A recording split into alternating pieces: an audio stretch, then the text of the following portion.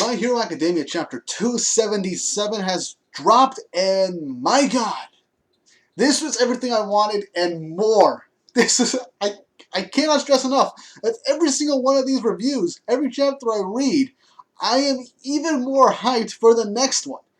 And like I said, this is, at this point, I think it's going to be the best arc in the entirety of My Hero Academia, beating out the My Villain arc, the Overhaul arc, and even the, oh man, whew, and even the All Might versus All for One, Common Award arc.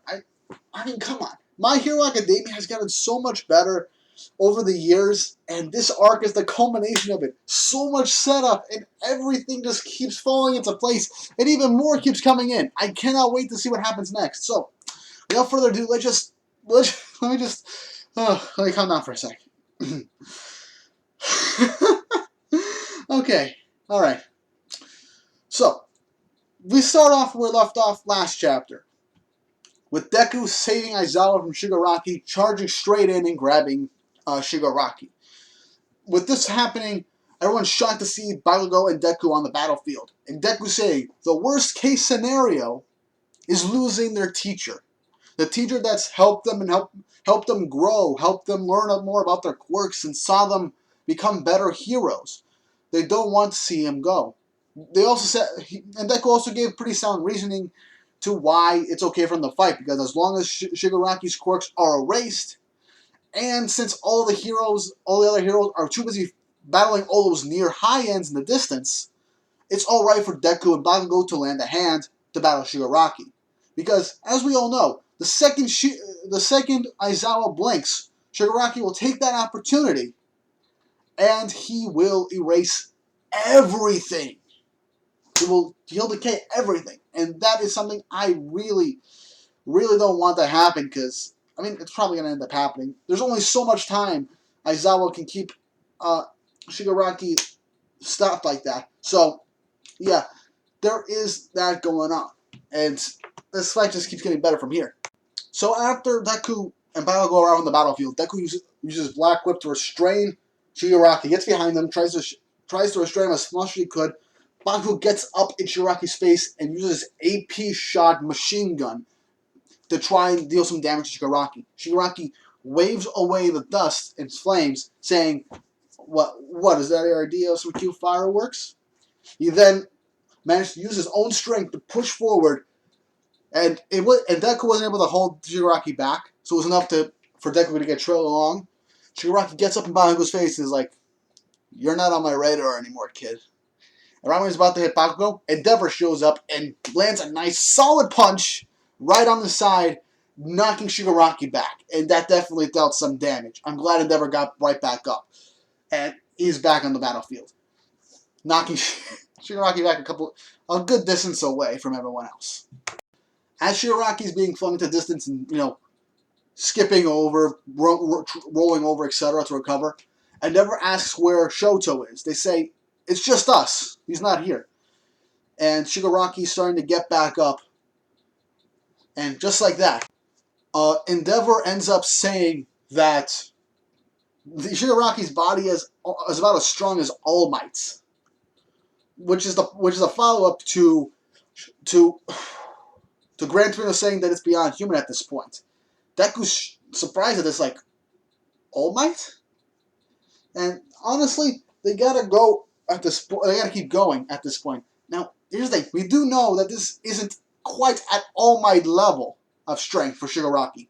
But for Endeavor to say this, it shows just how powerful this guy is. Because All Might on his own, with his own strength, took on so many opponents and so many opponents and powerful villains, including All for One on his own. It just goes to show how strong Shigaraki is without his quirk, thanks to all that meddling the Doctor did. So, yeah, it really goes to show how strong Shigaraki really is.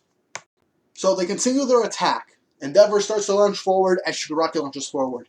He tells Bakugo to cover Deku. He even says, "Look, I don't know, it looks like you two are here now. Let's save the why for later." Which means after this arc, if Endeavor does survive, they're going to have to explain all for all to him, and Deku getting All Might's quirk and the secret of One for All and All for One. So Endeavor and Shigaraki launch towards each other, sprinting forward, and in his head, Shigaraki hears something in his head. He's like, acquire One for All. He's like, One for All? And then a voice comes out from him as his face completely distorts even more. And here's the thing. I pulled this up real quick so I can help emphasize the point I'm making. So, hold on. Let me just make sure. Okay. Look at his face. It's more demented than before. It really does show how powerful what's going on with Shigaraki right now. Because before, his face just had that one scar, but now, this one mark on the right side of his eye and how his face looks right now, this is freaking terrifying. And what he says next is even more concerning. It says, "You will be mine, little brother." And at that moment, after saying that, Shigaraki and Deku were like, what? And then at that moment, Endeavor launches his Hell Spider, the fire whips that he used against the High End, and earlier in the last few chapters ago, to try and hit Shigaraki, which Shigaraki pretty much effortlessly avoids any fatal blows. And as he's doing this, Shigaraki is like, okay, look, I'm gonna repeat this word for word to help emphasize the point. So Shigaraki's thinking, little brother, that wasn't me saying that. Your will is too strong, master. And he's doing this with a smirk on his face. This is my power, my body. You don't get to be some phantom voice whispering in my head. We then get a look into Shigaraki's head. He's like, back then, I thought about how the guy they called the Lord of Evil was defeated by the power of just one man. He continues to say, don't get me wrong, I'm real grateful for how you raised me up, but I don't want to be like you. This is important because he says, I want to be greater than you. And as we see this, the image of All for One, the shadowy image of All for One behind Shigaraki starts to disappear from behind them. As Shigaraki says, shut the hell up, I control myself. At that moment, Gran Torino grabs onto Shigaraki and is like, don't you dare trample on Nana's memory. And Shigaraki's like, who? Which just further pisses off Gran Torino. He's about to land a good punch on him. But Gran Torino is not Shigaraki's target. He hits Gran Torino away and makes a beeline for Deku. And this nice 2-page spread, I have to say, with these multiple chapters. Right when he's near Deku, with a nice grin on his face, Bakugo up in the air says, Deku was just bait. So he's like, not on your radar, huh? Well, Deku was just bait. And then we get to see Bakugo finally use his grenade cannon, his explosion grenade cannon on his arm, right on Shigaraki. Throughout all this, imagine how much nitroglycerin sweat he's accumulated into his gauntlets. The explosion was huge, and Shigaraki doesn't seem too fazed by it. He seems to be knocked out or something like that. It definitely damaged him. Then Endeavor goes in through the flames and smoke and lands a nice solid vanishing fist, a burning fist to Shigaraki, point blank. And with that, we go back to the mansion, and another 2-piece spread in this chapter, I have to say, is really damn amazing, is Mount Lady holding back Gigantomachia with what appears to be Toga, Dabi, Mr. Compress, and I believe Skeptic on his back, heading towards where Shigaraki is after being summoned. So yeah. Awesome! We finally get confirmation on where Gigantomachia is, and that he's on his way. He's confronting heroes right at this moment. We also get the glimpse of All for One somehow trying to influencing Shigaraki through his consciousness. So obviously the One for All users are conscious in the quirk itself. I mean, Deku's pretty much proved this at this point because Nana's voice, or the first One for All user, was warning Deku that Shigaraki was about to awaken due to how they're linked. And not to mention interacting with Deku when they're in like a dreamlike state to learn the new quirks. Shigaraki is experiencing the same thing during this battle because as he was fighting and going toward, and how he was so close to One for All for One's consciousness started to slowly creep up and influence him, even spouting, "You will be mine, little brother." And it wasn't Shigaraki's words, confusing Deku and Shigaraki. And I do like how Shigaraki says that he's grateful for everything that All for One has done for him. He never understood how the Lord of Evil could have been defeated by just one man. Then he says that he doesn't want to be All for One. He wants to be greater. He wants to be better than him. It's his body, his will. That's it. Now this could happen one of two ways. One, Shigaraki fully erases All for One's consciousness from his mind, getting access to everything, and he becomes the ultimate evil himself. Or something even more interesting, but I don't think Oda's going to do that But with this other option is All for One's consciousness in the middle of the fight actually manages to take over Shigaraki, engulf Shigaraki's consciousness, and fully take over.